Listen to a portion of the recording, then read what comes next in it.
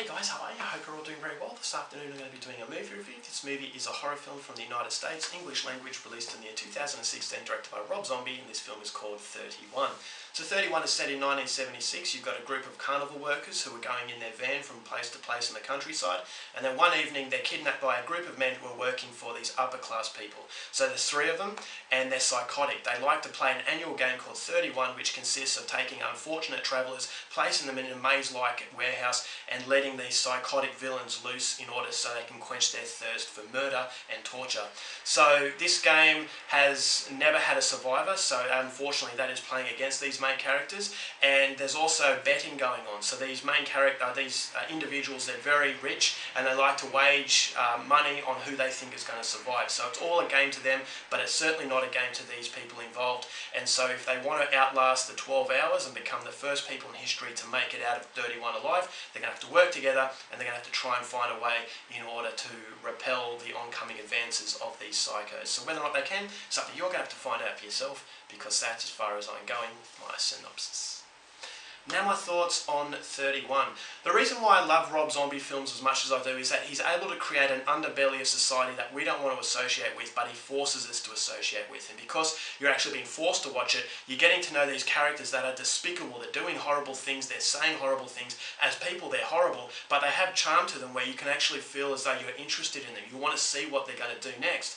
And so he's demonised characters, but he's given them a little bit of humanity in that you can kind of relate to some of the things they do and say, but then you feel like a psycho for watching it. So films like The House of a Thousand Corpses, Devil's Rejects, those movies had a griminess to it, a filthiness to it. The characters were filthy and disgusting, and the bad guys were absolutely despicable, but they had a sense of humour to them where you could actually laugh along with them. So it puts you into the mindset of kind of like a psychopath, and that makes you feel very uneasy, and that's what Rob Zombie does better than anybody, is because he has a great script and he has great time and attention into the details of his characters, and in particular his villains. And so, House of a Thousand Corpses, Devil's Rejects, absolutely fantastic villains, and 31 has that sort of vibe to it, where you've got these villains who are larger than life, who have these fantastic dialogue to help create a more in-depth sort of character, and it's just a whole lot of fun. It's an incredibly entertaining ride, 31. Although it's very simplistic, it actually reminded me of films of yesteryear, slasher films, in that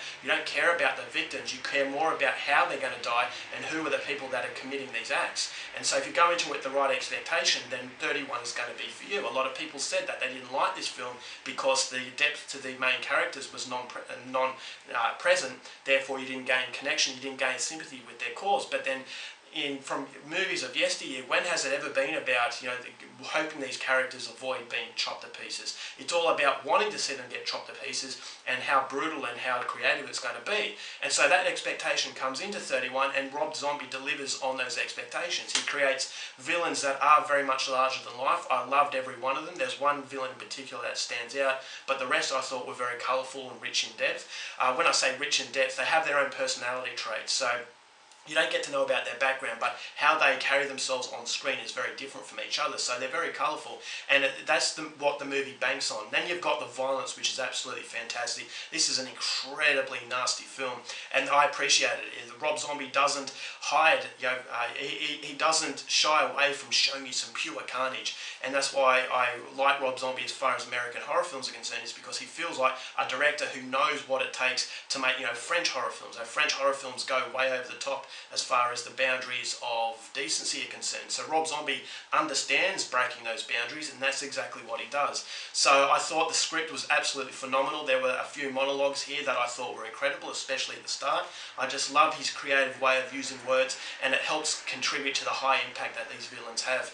So the movie, the cinematography, very, very dirty. It felt like I needed a shower at the end of it. It just captures dirty people, dirty atmosphere, and just the whole world is just white trash sort of world.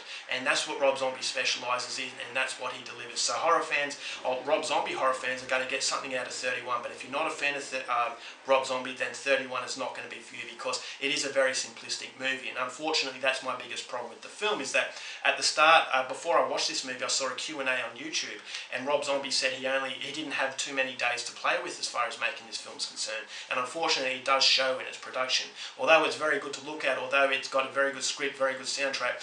Unfortunately, it feels rushed, and it feels like this is a movie that had to be made rather than a movie that wanted to be made. It felt like Rob Zombie had the idea, but he wasn't supported by people around him into actually allowing it to have a bit of patience. And I thought there were certain moments in the film that could have been expanded upon, and it would have felt like a complete film. But in the end, what you get is a movie that does get to the guts and glory very quickly, which is what I appreciated.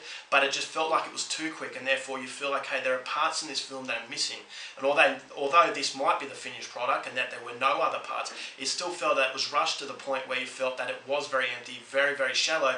And far as a Rob Zombie film is concerned, if you want something with a little bit of depth, such as The Devil's Rejects, then you might be a little bit disappointed with this one. So I thought the simplicity in a way worked for it, but then again it kind of it goes against it, because it just feels like it was, as I said, a movie that had to be made rather than a movie that wanted to be made. So it feels as though it lacks the passion of a normal sort of Rob Zombie film. It felt like a movie that had to be rushed to the point where you feel, okay, I watched an incredibly entertaining movie, but if certain aspects were just delved in a little bit more, it could have been an absolutely fantastic film. So incredibly entertaining stuff. If you are a fan of Rob Zombie, this is necessary viewing, and as a result of that, I'm going to give 31 3 stars.